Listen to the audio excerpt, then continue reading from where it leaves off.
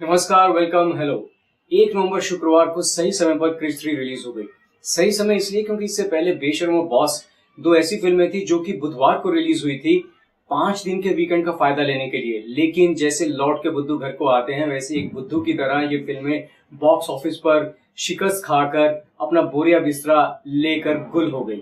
जहां तक क्रिश 3 की बात है, उसको देखने की चाह ना सिर्फ ऋतिक रोशन के फैंस की थी बल्कि हर वो शख्स जो कि क्रिश 3 के और सुपर हीरो के कारनामों को देखने के लिए बेताब था, उसका इंतजार कर रहा था।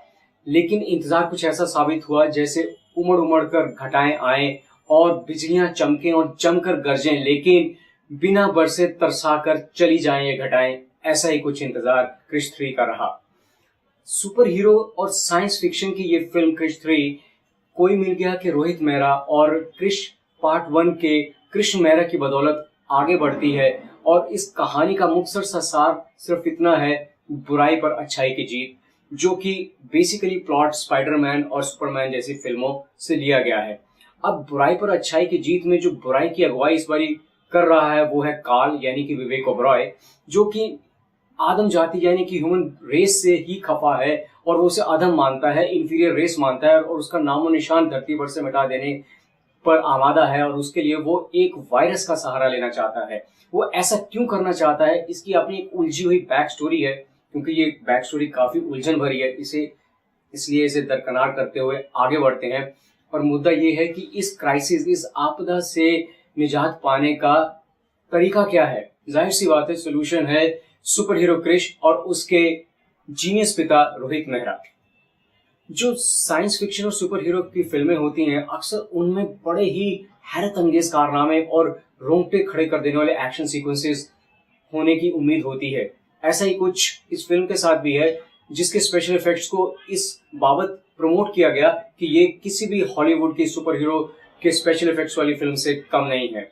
हाँ, कहीं पर एक दो जगह पर ऐसे इफेक्ट्स का जलवा देखने को मिलता है, ऐसे एक्शन सीक्वेंसेस का जलवा देखने को मिलता है, लेकिन बाकी सारी फिल्म एक फैमिली ड्रामा की तरह सरकती जाती है, जैसे रुख से नकाब, आहिस्ता आहिस्ता। आज की इस तेज रफ्तार दुनिया में इवन बी टाउन के दर्शक ऐसे हैं जो डबिंग की वजह से हॉलीवुड की सुपर हीरो की फिल्मों से वाकिफ हैं और उनके हैरत अंगेज कारनामों से रूबरू भी हैं। लेकिन ऐसा क्रिश 3 में क्या है जो कि एक दर्शक को अपनी मेहनत की कमाई, जो कि उसने बेशकीमती प्याज खरीदने के लिए शायद बचा कर रखी थी, वहां से हटाकर क्रिश 3 की टिकट पर न्यौछावर करने के लिए तैयार हो जाए। ऐसा इसमें क्या है? तो एक ही आंसर मिलता है, एक ही जवाब है, वो है ऋतिक रोशन, जिसने एक नहीं, दो नहीं, 3 किरदार निभाए हैं। एक जीनियस पिता का, एक प्यारे दुलारे पति का और एक सुपर शक्ति वाले सुपर हीरो का। और जहां तक बाकी दूसरे परफॉर्मर्स की बात है, तो कंगना रनौत ने काया का रोल किया है, जो कि काल की क्रिएशन है, एक म्यूटेंट है वो, जो कि अपना रूप और आकार बदलने की क्षमता रखती है। उसका रोल आपको प्रभावित करेगा। कंगना रनौत और ऋतिक रोशन के बाद फिल्म में बचा ही कौन? प्रियंका चोपड़ा और विवेक ओबरॉय। तो पत्नी की भूमिका में प्रियंका चोपड़ा और विलन के रोल में विवेक ओबरॉय ने जो काम किया है, वो सिर्फ ये कहा जा सकता है कि उन्होंने अपने किरदार संजीदगी से निभाए। क्रिश 3 ऐसी फिल्म है जो कि पूरी फैमिली के साथ देखी जा सकती है, यानी कि बच्चे, जवान, माँ बाप, दादा दादी, नाना नानी सब मिलकर इस फिल्म को देख सकते हैं। लेकिन हॉल में बैठे हुए मेरे इर्द गिर्द कुछ बच्चे ऐसे थे जो कि स्क्रीन पर हो रही क्रिश 3 की एक्टिविटीज को देखकर बड़े मायूस से लग रहे थे, परेशान से थे, क्योंकि वो जो चाहते थे अपने चहेते प्यारे क्रिश से, वैसा उन्हें कुछ नजर नहीं आ रहा था। और जो कुछ हो रहा था वो उससे इतने ज्यादा मुतासिर नहीं दिख रहे थे। शायद इसकी वजह यह है कि प्ले स्टेशन और एक्सबॉक्स की जनरेशन ने ये सारी चीजें अपने गेम्स कंसोल पर देख ली हुई हैं, और इसकी वजह से उन्हें जो उम्मीद है अपने सुपर हीरो से, वो कुछ ज्यादा ही है। प्रोड्यूसर, डायरेक्टर और स्टोरी राइटर राकेश रोशन यूं तो साफ सुथरे मनोरंजन के लिए जाने जाते रहे हैं, मगर उनकी इस पेशकश ने मायूसी किया है। और उनकी इस पेशकश को देखकर ये कहने को मन करता है, तुझसे नाराज नहीं, हैरान हूं मैं।